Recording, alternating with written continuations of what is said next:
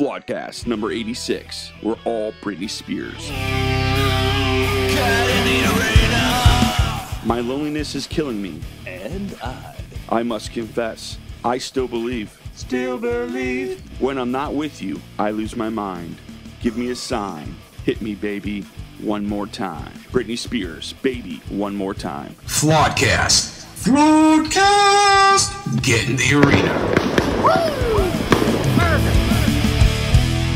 What's up, Will with the Will? Good morning, Jason. How are you? Thou art well, Billiam. Good. You got your haircut this week, so good. Thank you last week. Yeah. You Daylight had dollar seen short. it like 3 It's times, grown in a actually. little bit Fellas. since last week. I just cut mine yesterday, but thanks for noticing. Well, you have a hat So you on. have a head on. Who is that talking anyway? You haven't even been introduced. Here's Johnny. And we have... What's up? What's happening, Norm? How you doing? I'm good. You? You know, man, I was at a wedding last night. It was a fantastic wedding. And I'm a bit exhausted, to be quite honest with you. Was there music? There was music. It was a fantastic band. I mean, fantastic band. Was there vows? There were vows. It was a really cool wedding. I'm glad you enjoyed yourself. You've mentioned this wedding a couple I'm times. telling you, it's when I felt the same way. It was one of the best weddings I've ever been to. I was that impressed. All right, so anyway, here's to marital bliss. Anyway, so I want to thank everybody for listening to another episode. Actually, we're getting some pretty rave reviews from last week's episode, so if you haven't checked that out, make sure you do. From our fan. And That we pay with booze and cigars. You can find us anywhere. Podcast, our Flawedcast, Flawedcast CLE, Apple, Spotify, Google Play. We're on Rumble, doing really, really well on Rumble. We have now caught up and surpassed subscribers on Rumble than on YouTube, which is not really saying much, I guess, but to me, I'm impressed. So we are also sort of on YouTube when they decide that we're not as triggering as outside of their community guidelines, but that's Flawed Inc. Our website's flawedinc.com. And you can find us on the Project Mockingbird social media, Facebook, Twitter, Instagram, doing well on Gab, Parler, and MeWe. I have not kept up with my daily Flawed vlog, so keep an eye out for it. Maybe I'll surprise you one day. And my book, Smith's Heart of Man Repair Manual, is out there doing well. Had the opportunity to sign several copies this week and get that out there. That's exciting. That's always very humbling. I do have an update. Oh, okay. I did some research.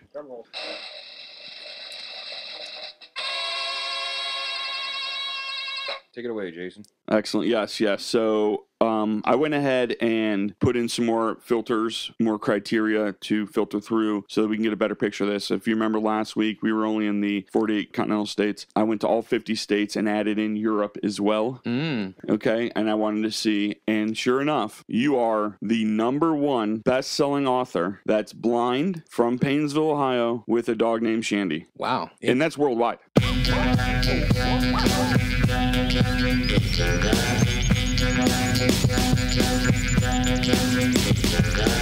That's seriously worldwide, and I may, great job. Thank you. Round of applause. Great job, Bill. You. And I may, next week, I'm going to see if I can get some data where we can go to other planets and check other planets as well. Well, I've been to the mothership. Right. Are they reading it on the mothership? We've all been to the mothership. I actually have not been to the mothership yet. I'm the only one. That's true. You have not. Yeah, well. Because they know I know. So Either that or you're part of the conspiracy. Maybe. Maybe you are the mother. Or just a Maybe ship. you're the father of the mothership. Oh.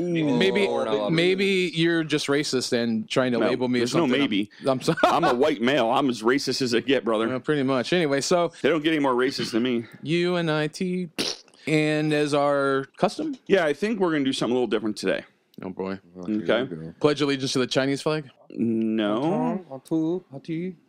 That's what Biden does. All right, man. That disturbs me a little bit. I'm just okay. Sorry. It's true. He pledges allegiance to that flag. Well, you guys stealing all my thunder. to China. Bill Cosby. Jesus, Joseph and Mary, Bill Cosby. Wow. Bill Cosby called. He wants his roofies back. Yeah, we were shooting crap, you don't remember?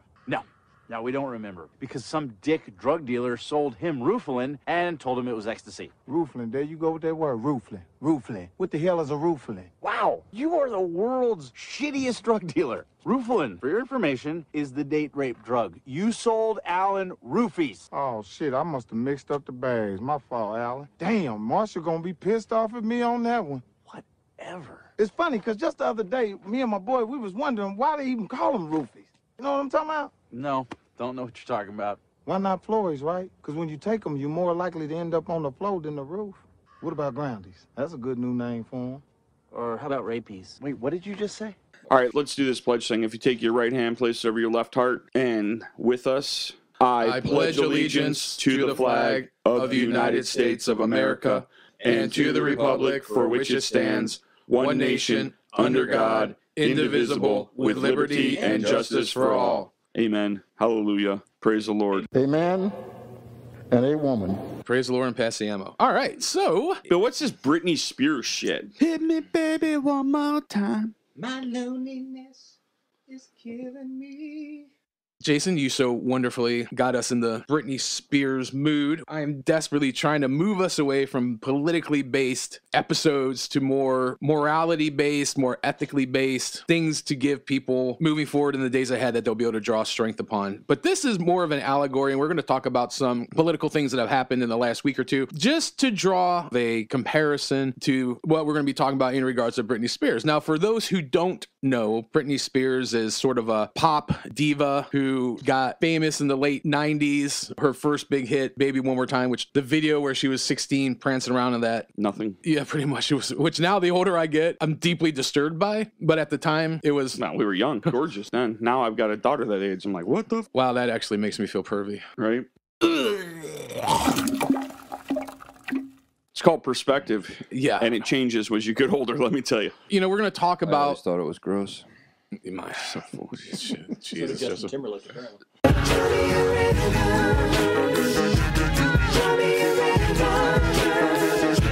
You know what I just decided? Norm's full And of it it. does not matter if you two agree. Norm is now a saint. Saint Norm. Wow. Saint Norm.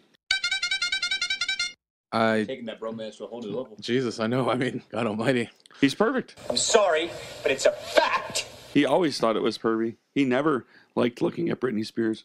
Even when she did the shimmy. The shimmy got me. Yeah. He's been dethroned. He's just lost his sainthood.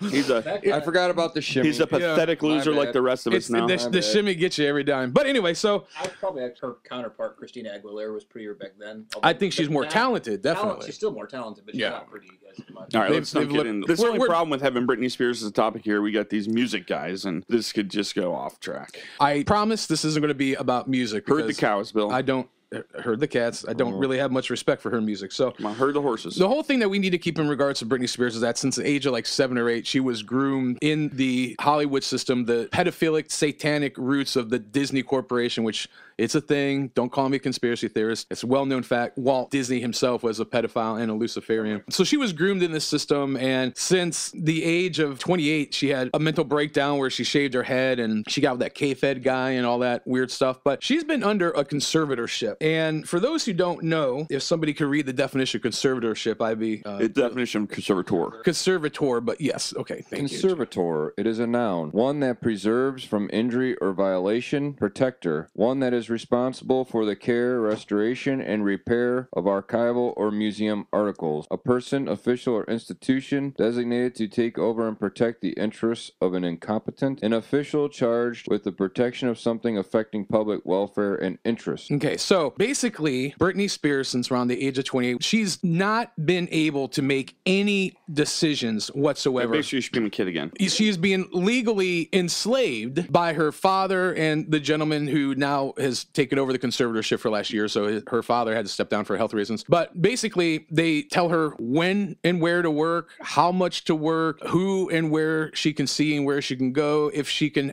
have children or not have children, if she can see her children or not see her children, what medicine she can see, what doctors to see, what therapists to see. They have absolute control over every aspect of her life. And the Sounds quite American to me. well, They the put her on lithium, dude. I mean, that's right, yeah, Like a battery? Yeah, Yeah. I mean, may as well. be. Energizer Bunny. Yeah, I mean, that's like. that's some serious Yeah, that's psychotropic serious. drugs. Yeah. yeah. So this isn't somebody who is just a random person. This is somebody who is obviously very well known worldwide, multi-millionaire actress, singer, whatever, like has some sort of level of prestige, if you will. And if she, having the quote unquote status she has, can be enslaved at a legal level like this, the allegory or the analogy is where we are moving, us peasants, us proles, if you will. The allegory is that the people that are overseeing things, the puppet masters, if you will. Well, it's a well-known fact, Sonny Jim, that there's a secret society of the 5 wealthiest people in the world known as the Pentaverate, who run everything in the world, including the newspapers, and meet tri-annually at a secret country mansion in Colorado known as the Meadows. So who's in this Pentaverate?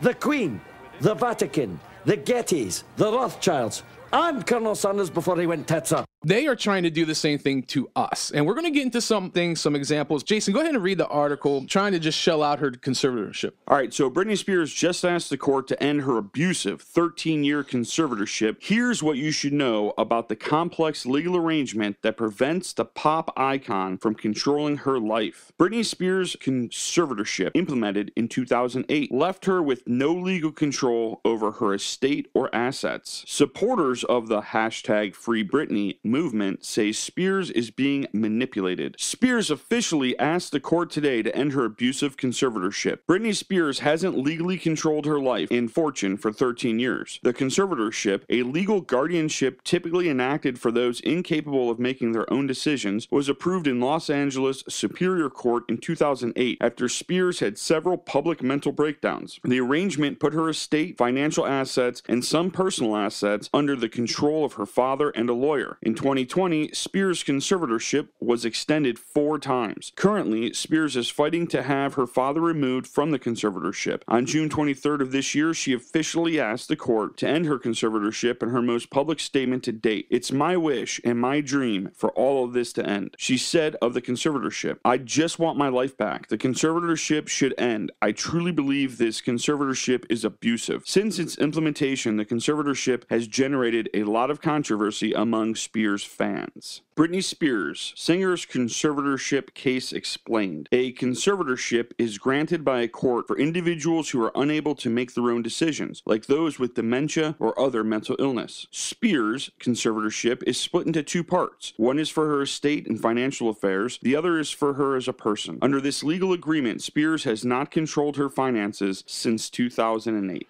It's pretty crazy, man. It's legalized modern enslavement, and that might trigger some. It's even folks, worse but than my kids. At least I don't touch their money. It reminds me of like the medieval times. Like it didn't matter if you were a prince or a lord or whatever you were, your family would assign you to, force you to marry into other families. Just arranged because marriages. Because of like the prestige or the power or the land ownership, and they had no say. It didn't matter what your title was or what family you were born into. You were just forced to do. And that's the whole whatever. basis of the movie Coming to America. Yes, that's true. The good one, not this. The original. Not this crap they just did. But so we're talking, and this isn't hyperbole. Literally, she can make no decisions of her own self, of her own. Well, not only can she not make her own decision, she has to listen to what they say. Yeah. So that's worse than not making a decision. It says, "Hey, you're doing this. You are performing here. You are singing this. You are recording this. You are living here." And that's insanity. She's 40 years old. And this all started like when she shaved her head and stuff. Yeah, when she they was started. in her mid to late 20s, something like that. So she went through a rough patch, and her family decided, "Oh, this is a money grab. This is a good way for us to seems that control her estate." Well, I mean, there's an argument that could be made. She's respectfully been whored out since she was like 6 or 7. Like I said, mentioned being brought up in that Disney system. She was part of the Mickey Mouse Club. And literally when she did that video that we were talking about, the Catholic schoolgirl video, she was 16. So even at that point, she was a minor making buku bucks. I was still working in a record store when that came out. And I just remember that thing shipping hundreds of thousands a day. So there's a lot of money that was being made, and it ultimately, this woman has really, I don't think, ever had control of her life. Once again, this is intrusive in every decision she makes in her life, financially and as a person, which is a nice way of saying you can't do this or you can't do that. Like, not even the freedom to get her own doctors or to see whom she wants to see, or like, this is the definition of modern legalized slavery. And I have no dog in this fight other than I hate tyranny. and I hate seeing people being abused. Right. But the larger allegory is this is what is not going to be, this is what is being imposed on us right now. Hence, we are all Britney Spears. So, Johnson, let's get into the next article, which I know you're going to love because you're a big fan of this guy. Biden introduces door-to-door vaccination efforts. President Joe Biden announced Tuesday that his administration would step up efforts to get Americans vaccinated against this dreaded COVID-19 with a new program that would go door-to-door, literally knocking on doors, urging people to get the shots. During his remarks, the president said, "We discussed how our administration is going to devote the remainder of the summer to a special focus on 5 ways to make gains in getting those of you who are unvaccinated vaccinated. Because here's the deal. We are continuing to wind down the mass vaccination sites that did so much in the spring to rapidly vaccinate those eager to get their first shot and their second shot, for that matter, if they needed a second. Now we need to go to community by community, neighborhood by neighborhood, and oftentimes door to door, literally knocking on doors to get help to the remaining people protected from the virus." Literally knocking on the doors to encourage vaccination. The administration failed to reach its self-imposed goal of having 70% of the nation's eligible people at least partially vaccinated by July 4th. In a briefing earlier in the day, Press Secretary Jen Psaki, she's wisdom incarnate, said that the President will outline 5 areas his team is focused on to get more Americans vaccinated. 1, targeted community by community door-to-door outreach to get remaining Americans vaccinated by ensuring they have the information they need on how both safe and accessible the vaccine is.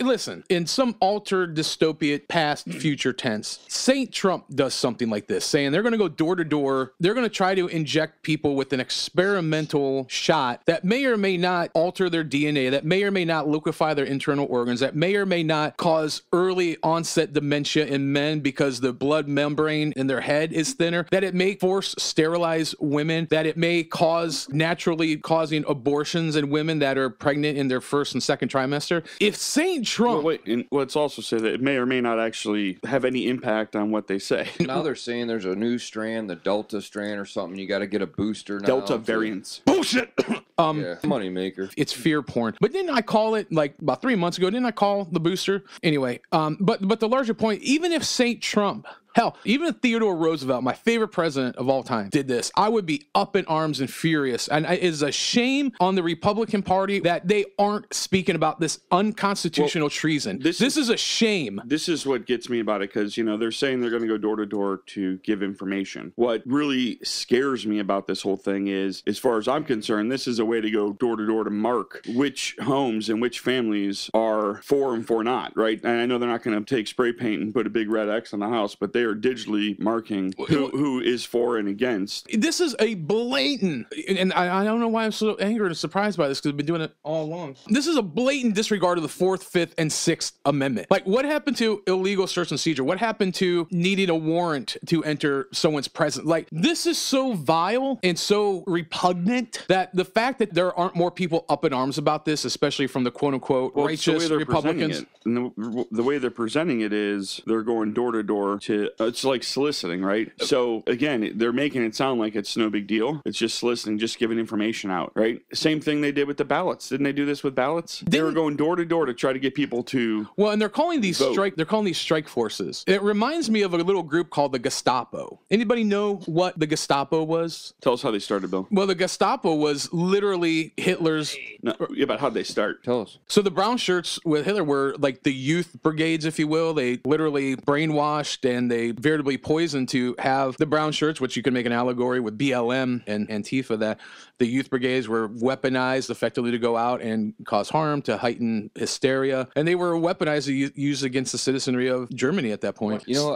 I happen to believe that, like, the mark of the beast is going to be an actual mark, like the Bible says. Physical mark. I'm not one to think it's going to be like a chip or an injection or something. But all of this is desensitizing the citizenry of our country. It's getting people prepared to accept the next thing. Kind of like how people acquiesced and cowered to the mask. It's a natural evolution. And I don't want to bring the mask up, and we have different opinions, so it's not about that. But it's called predictive programming. You're right. When We I talk say about it a lot. digitally marking, what I'm saying is what they did in Germany. No, like using GPS and tracking. What I'm saying is what they did in Germany is they would go to the house, and if it was a Jewish house, they would literally spray paint to let you know. Well, they're doing the same thing. They're just going to have it on spreadsheets. They're going to know which houses are the enemy, if you will. And that's what they're doing. And think how messed up that is. That is messed up. I don't need to be giving my information out. People don't need to know. Well, there's people already saying in our government saying if you see someone flying an American flag, they're racist and they're basically the enemy. No, I fly mine. Well, if this doesn't concern you, I'm wondering if you even have a pulse, with all due respect.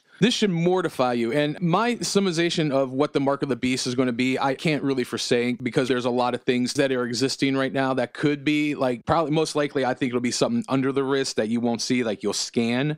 That's the technology now. But the larger point being is that we are being funneled down this point. And once again, the allegory or the analogy with Britney Spears is that we are being controlled by these things that are making us subjugated to that. I would even argue that we are allowing ourselves to be subjugated to that, where she's being legally held against her will. We are literally walking into that gallows hole, if you would, metaphorically.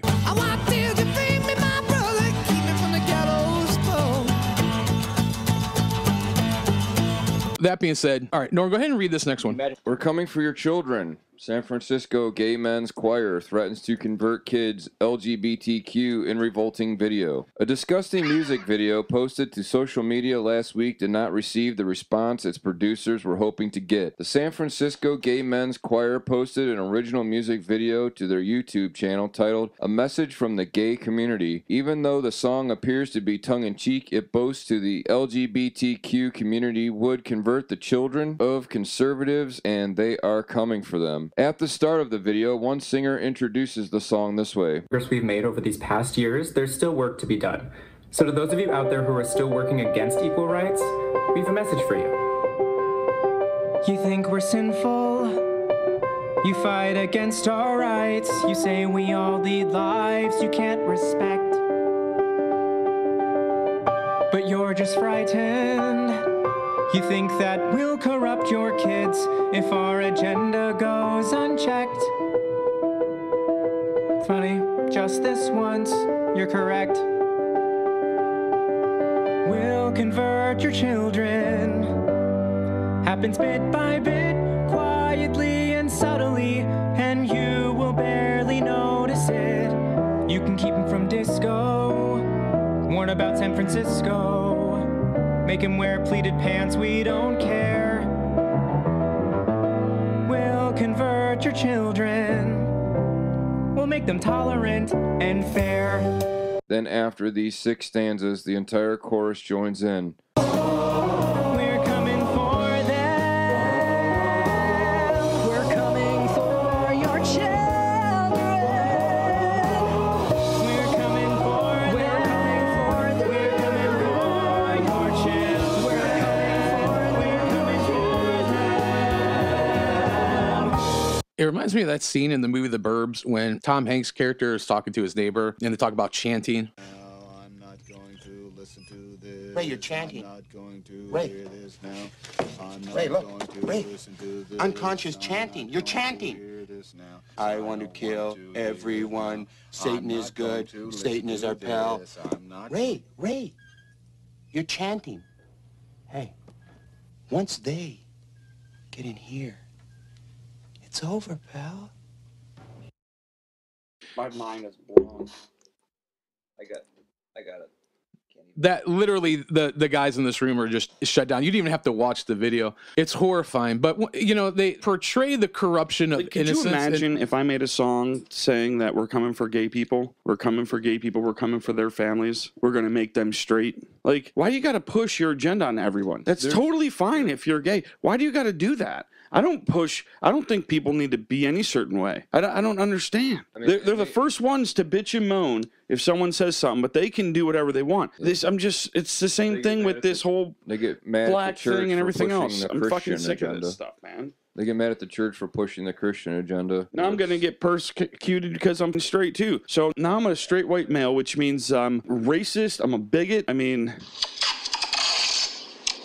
It's just, it's too late, dude. My head's split into 50 pieces. My head's like Humpty Dumpty. It needs to be put back together again. I don't got much left in the tank. For what? No, I think we're all in the same place now. We're all like, we need a moment. And this is the thing, like, I hate being that guy. I really do, but the mainstream media isn't covering this stuff. They don't cover anything worth covering. Are you right, kidding but me? that's on purpose. Fucking joke. Well, I know it's on purpose. And the reason that I believe we are existing is to be speakers of truth. And like Jason said, like, if someone wants to live a certain lifestyle, honestly, I don't care. I feel this way. What I do in the privacy of my home is my business. And I'm not going to bother anybody in what they do in their own home. And I've said this before. I do have a couple hard lines. Abortion is murder, and don't diddle, touch, smell little kids. I have a really just abstract thought. The big agenda with the homosexual agenda is that they're born this way, correct? They always say we're born this way. It's in us. So why would you need to come for anybody to take them? If it's in them already, why do you have to change? It's double talking. For sure. It's you're not changing. If someone, why would you? The whole point is accept us the way we are. Well, I'm going to make them gay. Clearly, this is not accepting anybody the way they are. Right. If the whole evil spirit behind it is we're coming to take your children. Like Jason said, obviously I have my spiritual viewpoints on homosexuality. I don't agree with it. It may cause a few rifts in the house at times, but I don't agree with it biblically or spiritually. But I also know people who are homosexual that I get along with just fine. Honestly, that's going to be between them and God. Like we talked about last week, they're going to stand before the Creator one day, and they're going to take account of everything that they say. I will stand before the Creator and take an account for everything that I do and say. So whatever, that's all between you and God. And I want to add, but the whole agenda of I have to come to take your children, we're going to come and take, it's taunting. The whole spirit behind that is a satanic spirit. I mean, right, and as we've been talking for episodes and episodes now, it's not simply somebody living a homosexual lifestyle. Like, people are going to do what they're going to do, and it's taboo to talk about. Because well, to me, it goes back to like where I think you and I are actually maybe aligned in our philosophy, but I also feel like change. Bill and I feel exactly the same way on something. But for me, it's a matter of I need to pull the plank out of my eye before the speck out of someone else's eye. Exactly how I feel. But there's a difference here, right? And the difference is this, and we talked about this so many times, and you can go back and read throughout the Old Testament, which I've been stuck in for a while now. It's the absolute manipulation, the molestation, and I use that physically. The most innocent of innocents. Yes, and this spirit that you speak of, that we always talk about, thrives on the corruption of innocence. And it thrives on the manipulation, the willful manipulation of people, because if you frame molesting children as a matter of equality, it is more palatable to the sheeple. Quite frankly, I don't know how you aren't repulsed by that. And if you aren't, with all due respect, please look deep and long into your heart and find out why corrupting innocence and inflicting spiritual, emotional, and mental damage on a innocent person, why you get off on that. It all started with the normalization, which was the big agenda before. We want to normalize this as much as possible because, we don't want our children who identify as homosexual to feel like they're lesser people or whatever. So it was the whole normalization process. Honestly, and like you talked about, we do have our viewpoints on things, and I think whether I agree with that or not, there's things that I do that people wouldn't agree with morally right as well. So we'll all stand. But that's why I say we're all going to stand before God. So, and this is where, for me, and I understand there's a difference between loving somebody where they're at versus accepting the evil that they aren't just practicing, but the evil that they're trying to infiltrate upon people, right? To me, that's the difference. The older I get, I just want to be left alone. I want to have my friends and enjoy life, and I don't want to bother people, but I don't want to be bothered, right?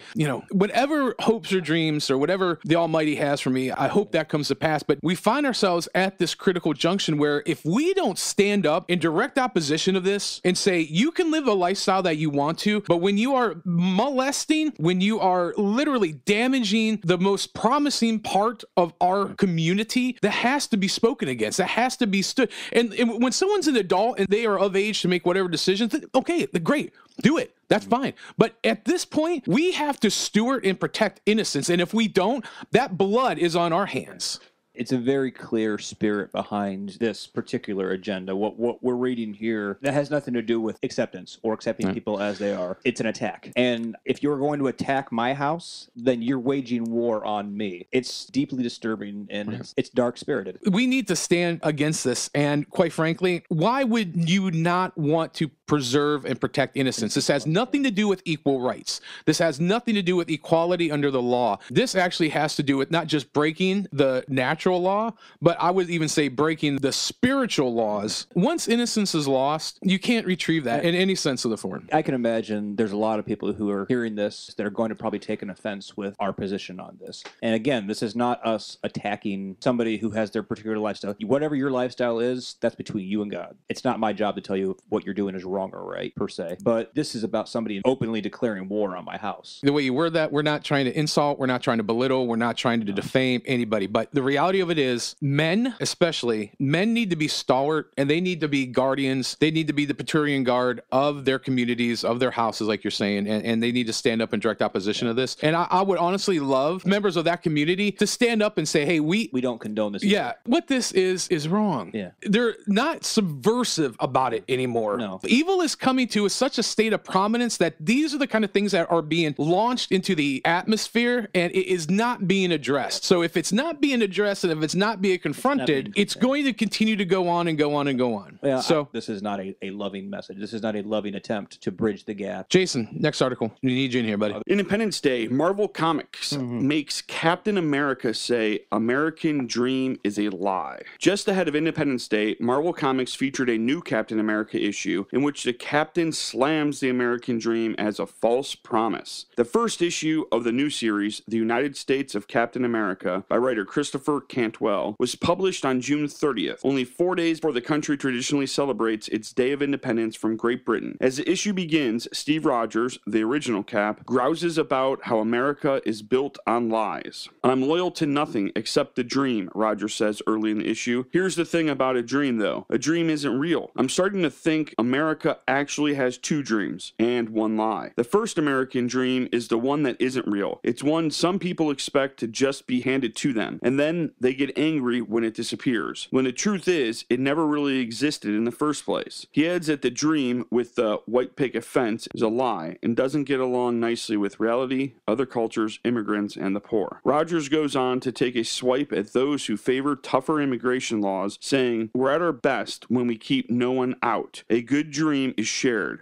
radically, shared with everyone. When something isn't shared, it can become an American lie. Marvel has given over Cap to woke subversion for some time. Back in 2010, for instance, the Captain and Sam were seen saying Tea Party conservatives were a threat to America. The comic giant later apologized for the panels and said that the offensive part would be removed in later compilations of the issue. I'll make something clear right now. This country has never one time kept people out. Ever, okay? That's how I got here. My grandma was born in Italy. Her entire family was. She was the last one born in Italy. She was 5 when she arrived, as the youngest of the family. And they came through Ellis Island, and they learned to speak American and became American citizens. And from where they started to where you look at the Santee family now has been tremendous. You know, all these family members, all my cousins and everything that have come from that bloodline. It's quite amazing what the American dream is. And we've never shut the borders and said people can't come in. Never. However, you have to do things right, especially how we just give everything away. And when I say we just give everything away, what we're giving away is my money and your money. I pay hefty taxes. More than a quarter of the money that I make, way more than a quarter, is taken. Some of it, they say I'll get back through Social Security. I won't. The rest goes to everything from schools to roads to welfare, and which they're doing a bang-up job, right? I'm not anti-tax, like there shouldn't be any. I'm not. I understand how that works. However, there have to be checks and balances. Checks and balances, exactly what I was saying. There has to be checks and balances. And the reality is, we can have open borders without having floodgates. Like when we say open borders, you still have to control who comes in, who goes, and who. Well, the larger question is that China, who the globalists are literally basing their system of governance, global system of governments after, has a huge wall encircling the entire country. The entire country. So what you're saying is great, and I agree with you. And I would even put up a notch and say this is more subversive Project Mockingbird propaganda, like with the last article, because they're making it about equal rights when it's not about equal rights. The equal right with this particular issue is that if you follow the rules, you can become a naturalized citizen. And there's millions upon millions upon millions of people that have done that. That's how this country was established. We are a country of immigrants, but we're a country of immigrants that came and properly obeyed and followed the laws that are in place. And if people, because they love the Constitution, they love the idea of it. They want to be part of that. You know how deep this goes? If you break this down, what this article is saying is that for all of us who have the nice house with a picket fence, that we're not living in reality. We're part of the Matrix, and the reality is an ugly world. That's basically what the message is saying. Well, they're saying we are the fascists. It's saying that what we do, our lives don't matter. They're not real. It's all part of the Matrix. It's all part of what you plug into. Wake up. That's not reality. That's not what we're supposed to have. Well, I'm sorry. When was that not supposed to be part of? Why did the immigrants come here to begin with? Give me your poor. Give me your needy. Give me your hurt because of the American dream. So I want to continue to move along here, but we need to be aware. Once again, we are all Britney Spears. Johnny, go ahead and read this next one here. Grocery stores are stockpiling food and cleaning supplies amid rising cost and demand. Grocers are stockpiling items like frozen meat, cleaning supplies, and sugar. The nation's largest grocery wholesaler purchased up to 20% more inventory, the Wall Street Journal reports. The U.S. food supply chain is already struggling with transportation and labor costs. Paul McLean, the chief merchandising officer of Stu Leonard's, told Insider that the supermarket chain is purchasing 50% more inventory than usual, and that they've bought ahead whenever possible to protect margins. He specifically mentioned buying more paper products and imported goods like pasta, sauce, pasta, and olive oil. We're buying more ingredients for home cooks, including flour and spices, McLean said. We are also buying ahead on cleaning products for the fall and back-to-school programs. McLean added that we've seen an increase in sales like lobster, shrimp, prime meat, and organic produce, with frozen food sales increasing 20% over the past year. Some grocery stores are running into issues getting everything they ordered from suppliers. The Wall Street Journal first reported on Tuesday, it runs the risk of making a bad situation even worse. Mark Griffin, president of the B&R Stores Inc., told the Journal, Stu Leonard's does not anticipate rising prices substantially anytime soon. We are holding our pricing for the most part, McLean said. Since we buy direct, there's been no disruptions to our supply of products like produce, meat, and fish. Grocery stores stockpiling puts additional stress on an already fragile U.S. food and supply chain, which is currently struggling with labor shortages and high shipping costs. From lumber and chicken, wings to Starbucks drinks, product shortages have continued as the U.S. economy reopens. Shortages are just one result of surging shipping costs as maritime trade continues to recover from the pandemic, which is true. I mean, this affects my local business, and I'm sure it affects Jason with what his business as well. In the business that I work at, it's everything we have is on back order. Everything is, there's just not enough to go around. Anybody who goes out and shopping has seen this. Well, we even mentioned that the other day when we went to Myers. Yeah. So why are we bringing this up is this. Who holds the lion's share of farmland in America? I think it first starts with the Gates and ends with Gates. Yeah. Maybe it's Gates. Gates, maybe? Is it Gates? Yeah. Could it be Gates? Billy Boy. Well, he probably only going to own half of it pretty soon. But he's shutting that show down. Well, the problem is that yet again, another byproduct of the quote unquote lockdowns, where now there was a shortage. And this is why I tell people the fabric of our society is woven together with a really, really thin and fragile thread. You start pulling at that thread or it starts getting wear out, and it's all going to unravel very, very quickly. And the problem that we're now starting to see, there are rising costs. Even like I get groceries delivered to my house because I can't drive. Normally I'd spend like $80 every other week. Now it's like up to 140, and I'm literally ordering the same thing. Literally the same thing. And that's not hyperbole, you know. And then when I do order things, just normal things like coffee creamer, they're out. They don't have it. I'm telling you, we need to realize that we're being funneled into this control.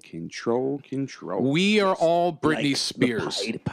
Yes, we are all Britney Spears. Jason, go ahead and read these scriptures if you don't mind. Colossians 4:1. Masters, provide your slaves with what is right and fair, because you know that you also have a master in heaven. Galatians 5:1, Amplified Bible. It was for this freedom that Christ set us free, completely liberating us. Therefore, keep standing firm and do not be subject again to a yoke of slavery which you once removed. This is like a twofold thing. What we have to realize is that these controllers, the people who literally have us under this conservatorship, if you will, they're going to pay a price, but we also have to realize like we are free men and women as long as we choose to be, right? That's what I always say. We are a government of, by, and for the people. And I say this almost every episode now. You know, one of my favorite Stoic philosophers, Plato, refusal to participate in government means you are governed by your inferiors. And that's literally what we're seeing. Johnny, if you could read this last quote. This is what Frederick Douglass has to offer. Liberty is meaningless where the right to utter one's thoughts and opinions has ceased to exist. That, of all rights, is the dread of tyrants. It is the right which they first of all strike down. They know its power. Thrones, dominions, principalities, and powers founded in injustice and wrong are sure to tremble if men are allowed to reason. I mean, I think that quantifies everything that we're saying right now. And I think it's important to discuss these topics in a logical, pragmatic way, not to let our feelings manipulate and control us, other than we need our feelings of empathy and our feelings of, I don't even know if I say it's a feeling, we need our discernment to awaken our sensibilities that have been lying dormant, that have been lulled to sleep, that we have to understand the hour of history we're in. I said this last episode and I had a couple people question me if I really believe it, but I believe we're in the final moments of our republic. We got the President of the United States saying they're going to come door to door. Our supply chain is literally breaking down. We have the absolute promotion of willful harm being perpetrated amongst the most innocent citizens of our land. And, you know, and these are just little microcosms, but when I was growing up, and I always loved comic books, but like Captain America was always the, you know, Captain America and then Superman. Anti-America now.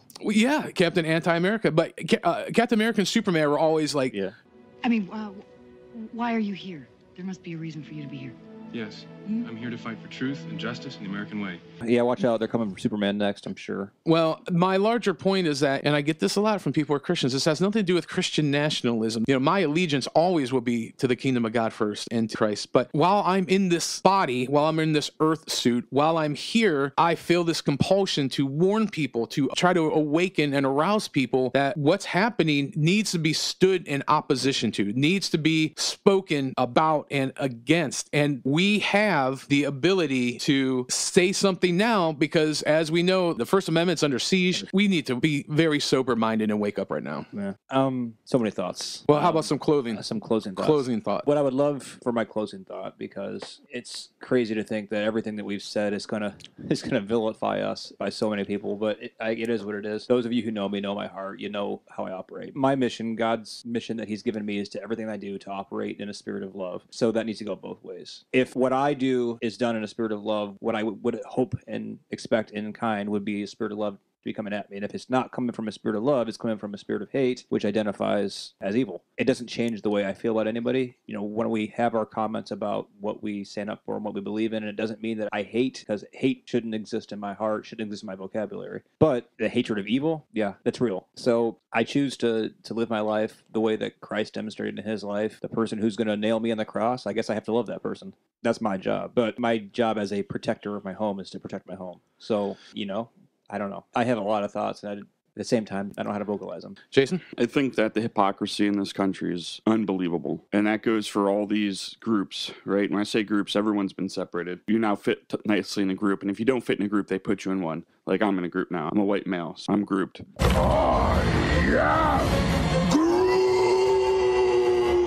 I've never been in a group before. I've never thought of myself as this or that, but I don't have to anymore. People have done it for me, and they're hypocrites. What they do exactly what they preach not to do, and it goes for everyone. It's don't do this, don't do that, but we can do this, we can do that. Think my way, only my way. It's just, you know, I was thinking some of the stuff that we went through in this episode reminds me of in the movie A Few Good Men, when Tom Cruise has, what's his name up on the stand? Jack up on the stand, and, you know, he gets him to say, you know. A moment ago, you said that you ordered Lieutenant Kendrick to tell his men that Santiago wasn't to be touched. That's right. And Lieutenant Kendrick was clear on what you wanted? Crystal. Any chance Lieutenant Kendrick ignored the order? Ignored the order? Any chance he forgot about it? No. Any chance Lieutenant Kendrick left your office and said, the old man is wrong? No. When Lieutenant Kendrick spoke to the platoon and ordered them not to touch Santiago, any chance they ignored him? You ever served in an infantry unit, son? No, sir. Ever served in a forward area? No, sir. Ever put your life in another man's hands? Asked him to put his life in yours? No, sir. We follow orders, son. We follow orders or people die. It's that simple. Are we clear? Yes, sir. Are we clear? Crystal. Colonel, I have just one more question before I call Airman O'Malley and Airman Rodriguez. If you gave an order that Santiago wasn't to be touched, and your orders are always followed, then why would Santiago be in danger? Why would it be necessary to transfer him off the base? Santiago was a substandard Marine. He was being transferred. That's not what you said. You said he was being transferred because he was in grave danger. That's correct. You said he was in danger. I said grave danger. You said, is there any recall what I said. I can have the court reporter read back to you. I know what I said. I don't have to have it read back to me like I'm... Why the 2 orders? Colonel? Sometimes men take matters into their own hands. No, sir. You made it clear just a moment ago that your men never take matters in their own hands. Your men follow orders or people die. So Santiago shouldn't have been in any danger at all, should he have, Colonel? You snotty little bastard. See what I'm saying? Hypocrisy. Yeah. And that's what's going on. And it wasn't hypocrisy. It was a cover-up. That's what it was. It was a cover-up, right? That's how you knew it was a cover-up, because he said one thing, but then he said something else that, right? And that's what happens. It's like, do as I say, not as I do. And that doesn't work in ruling of people, or, you know, in the ruling of people. That's what seems to be happening right now. Like, we're being ruled again. Why? What? Inclusivity is the rule as long as that stream only flows one direction. Yeah, and we're not supposed to be ruled. We're a republic, right? We are, and that's why they, in the 60s and 70s, they changed teaching civics in high school to social studies. And if you can pick up the subtlety there, civics, the idea of civility, the idea of civics as in our civic duties, our involvement in government in that process, to social studies. There's a subtle manipulation that is subversive that we're talking about even in these things. Not to interrupt you, but no, you're fine. It's they want us to be like every other country. Why? Because every other country failed? Why is that at the bench? They want us to be like every other country because once America's light has been diminished, I believe that's when we were going to be officially entered into that Mad Max Beyond Thunderdome hellscape that literally launches that Revelation 13 into days. And I know we have people that listen that aren't religiously minded, if you will. The reality of it is that you can believe what you like to, but the reality of it is that we are heading there. We are heading there, willingly, though. Like we're gleefully walking down the execution track. Right, and that's why I always tell people we are a government of, by, and for the people. When we have literally taken our hand off the wheel, we have some dimension-laden representation of a pitiful man leading us. We don't have representation. We're not being represented. We're being ruled. Manipulated. And that's not what's supposed to be happening. We're not supposed to be told what to do the way that we're being told what to do. I don't understand how it got confused to this point and that our freedoms have been taken away to this point. Well, our freedoms have been handed over. It's just, and let me tell you what's at risk. And this is where there's so many morons out there because they're the ones who are losing. They don't even see it. There's no middle class. This Mad Max Beyond Thunderdome, there's 2 types of people in that. Right? And, you know, let's look at, let's bring it even more recent to what's that movie with Jennifer Lawrence? Hunger Games. There's the wealthy who control everything, and then there's the poor who are District slaves. 1 and then District 12. And that's what's happening. That's what's happening, folks. I'm telling you right now. That's exactly what's happening. When the smoke clears from all this, the powerful are going to be on top and have everything they want and live with green pastures. It's going to be like living in a desert. They're going to be in the oasis and you're going to be out in the sand. And that's where we're heading. We did such a great job of building a middle class. We're one of the few countries that have it, actually. Our society, we did such a great job of building this. And like we talked last week, 245 years, that's it. That's all we've been here. And that's all it took for us to it all up. And that it just makes me sad, and it makes me sad that we're imploding from the inside out. Honestly, my hope is that people listen to this and get pissed off. Don't get sad, don't get bummed out. Stand up, find your grit and your spine and speak in the arena. Get in the arena, play the man, because I look at what's happening. My problem is that, not to sound like a braggart or anything, but I feel like I know too much. I feel like I've gone to Oz and I've looked behind the veil and I've seen that it's just some mean shitty old man pulling a bunch of levers and it's all smoke and mirrors. I built the brick road. But the reality of it is that where we're going has happened in history over and over and over and over and over again. What we see in the eschatological books of the scriptures is telling us where we're at. If we choose, especially not to be that guy, but especially if you subscribe to a system of faith, if you are a member of a church, if you have pledged your spiritual allegiance to a system of faith, and you're not speaking about this, then I don't even know what to say. But get mad, grow a spine. When the lockdowns come back, refuse. Just say no. Yeah. We are the ones who control the destiny of this country, at least, although everything is in God's hands. If we literally take it up the tailpipe, then we deserve the hell that's befalling us and that the hell that's going to increasingly befall us. Well, with that being said, I want to thank you for listening to another fun-filled episode of Flawedcast. Make sure you subscribe, share on anywhere you can listen to podcasts. Flawedcast. It was a lot of fun. Flawedcast, CLE. See, I honestly, I feel like I want to go and make change. I don't want to get in a bunker and hunker down. I want to make change. I not on my watch is how I feel. But you can find us on the Project Mockingbird social media: Facebook, Instagram, Twitter. We're doing well on Gab, Parler, and MeWe. My books, Miss Heart of Man Repair Manual, is out. There's a link below. Please get that and support that. That being said, get in the arena and make a change. Make that change. I'm gonna make a change for once in my life. I have to go, gentlemen. I have to go do the Lord's work. The halo is dark, but it is a halo nonetheless. Liberty is meaningless where the right to utter one's thoughts and opinions has ceased to exist. That, of all rights, is the dread of tyrants. It is the right which they first of all strike down. They know its power. Thrones, dominions, principalities, and powers founded in injustice and wrong are sure to tremble if men are allowed to reason. Can you do that again? The entire thing? Please. Come on, dude. I'm sorry, you yawned right in the middle of it, and I can't get that out. None of these. Check.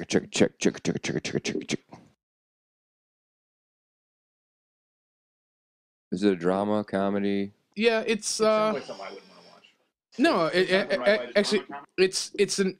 I mean, to put it as simply as I could, it's an existential soliloquy upon men coming to the point of their life where they have to mature or they don't. It's a veritable modern day parable of the Christopher Robin, Winnie the Pooh paradigm. First off, Sam Ash didn't open till noon, and then we went to Guitar Center. Ashholes. My name is Anil Matoya. You come, my father. Prepare to die. There was a story on the Blu-ray, the bonus material, and I guess there was when Andre the Giant was on set. He like wasn't feeling good one day, and in between takes, he let out this like 3.5 minute fart. And that's probably just normal for him. For his heart. And right, everybody just stared and looked at him. And Rob Ryder, the director, goes, "Andre, are you okay?" And he's like, "I am now, boss." Did you watch Christopher Robin? That's a pretty good movie. Did you watch Christopher Robin? I kind of know how it ends. You know it's very American? Sitting with a fan watching TV. Yeah, you know it's very American? Sitting on the couch watching TV with a family all plays Xbox.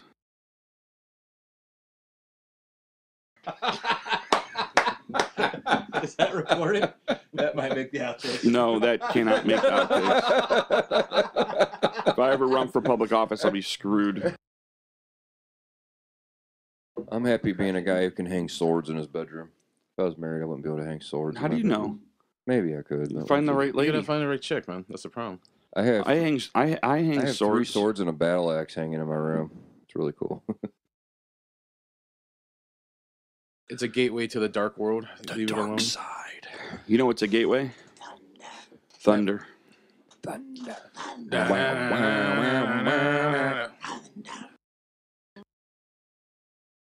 So I was pretty surprised to see that we're gonna have an episode based on Britney Spears. I love it. Hit me, It's baby, just- one more time. It's just funny. Well, the allegory is this: is that we are all Britney Spears. We're all being. That's crazy. That's exactly what the title says. Some smart put that together. I'm excited because Jason's doing next week's episode. Already done. Really? Yes. Just call me a liar. There's 3 things I hate to be called: a liar, a cheater, and a thief. Come on, man. I know how busy you are. You ain't got that done. Come on, man. Oh yeah, I got. on, man. I got lots of Come on, time. man. Come on, man. I got lots of time. You didn't write the thing. I wrote the episode.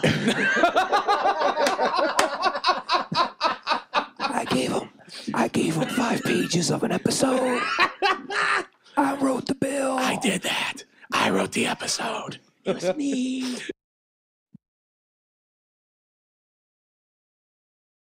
Biden, right? About Biden. And he's like, I don't like Biden. I'm like, you voted for him. He's like, no, dude, I voted against Trump. I'm like, you're a genius. Yeah. President of the United States is like, I wrote that bill. I got that for you. That's what I think. But, you know, I wear tinfoil hat and I'm a conspiracy theorist. So we know. I just watched Equalizer 2. I'm thinking I might my car may just go off a cliff and everyone thinks I was in it and no one will ever see me again. Just be gone. Gone. Gone. Gone.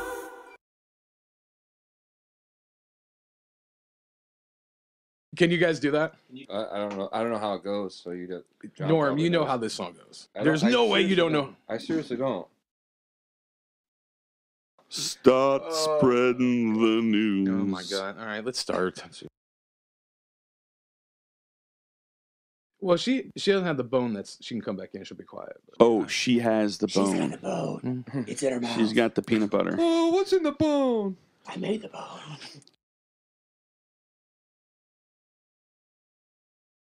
Hey Bill, we got a problem. You got a fart? Yeah, I wish I had talent. I could kind of give you an idea of how it went. But Well, you wrote the Jeffrey Dahmer song. yeah, it wasn't quite like that. This was- We spit beats like every Saturday almost. Yeah, I haven't done it in a while, but that's okay. I ain't got time for that today. Let's get into this. Hold on, you forgot to let me say me-wee. Do you have an update on the bill? on the Bill's book? Yeah, I do. On the book of Bill? I'm just glad if you don't get his me being on Saturday, it's like waking up in the wrong side of bed, you know, Norm? What's that? Nothing.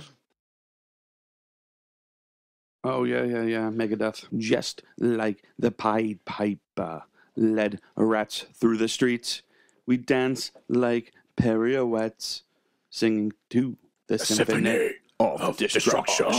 Dun, dun, dun, dun. Yeah. I knew somebody else once that walked into a pole at a concert. It wasn't pretty. It wasn't maybe one more. It wasn't It wasn't a pole. It was a wire. Right. I almost got decapitated. You heartless.